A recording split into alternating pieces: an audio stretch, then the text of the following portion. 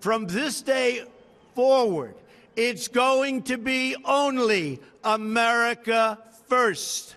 America first. As President of the United States, I will always put America first. Make America great again. America first. We put America first now. For us, it's America first. That's the way it is. Exactly right on this whole theme from the very beginning. We went through a cycle where we had people who thought, you know, you should submerge the United States in some vague global system, but there is no global system. I fully expect the Chinese president to put China first. I expect the Saudi king put Saudi Arabia first. We watch Putin every morning put Russia first. Merkel puts Germany first.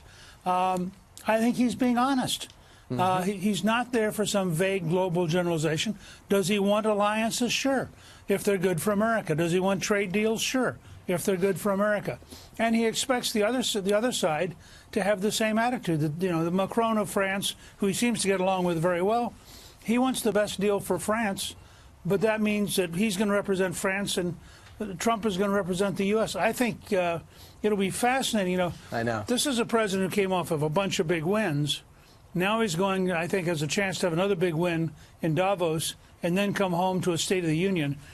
He could be on a pretty big roll by mid-February. You could be right.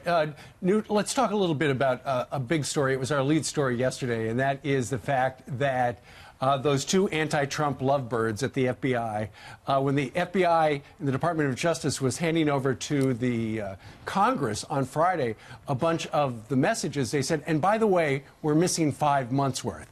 Well, according to Sean Hannity now, they've been able to start to recover some of them. We don't know how they're doing it, whether it's the NSA or maybe they just weren't missing to start with. They weren't really lost. They were somewhere. But what does this say to you about what game the FBI might be playing with all of us? Well, I mean, first of all, I think 98% of the FBI agents are hardworking, very serious about enforcing the law, and are the people that we've always respected.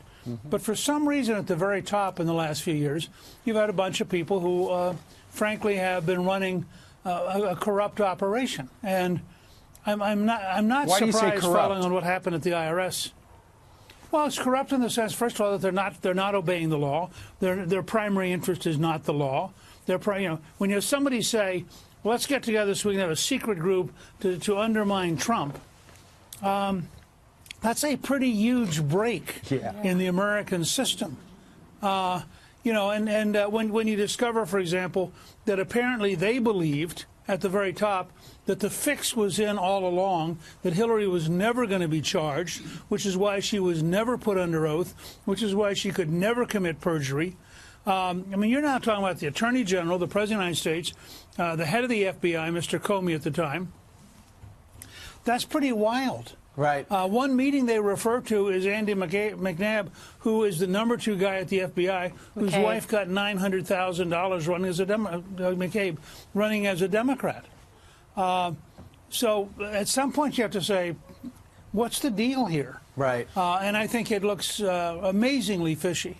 But on a somewhat separate note, the Robert Mueller investigation seems to be coming to a close. I think everybody hopes, and it's probably culminating with an interview with the president.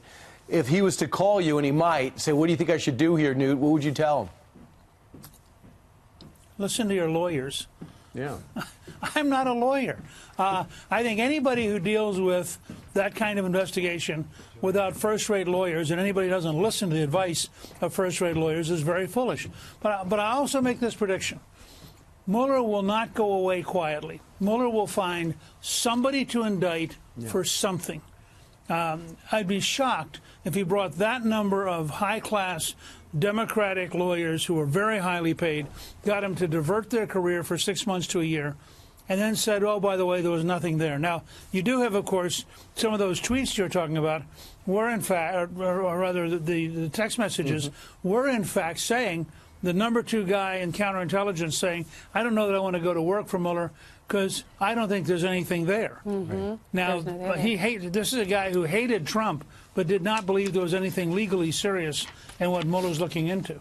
What do you think about John Kerry? The news this morning is that John Kerry was telling an ally of Mahmoud Abbas that he might run for president in 2020, and he's urging Palestinians to play for time and to not give in to Trump.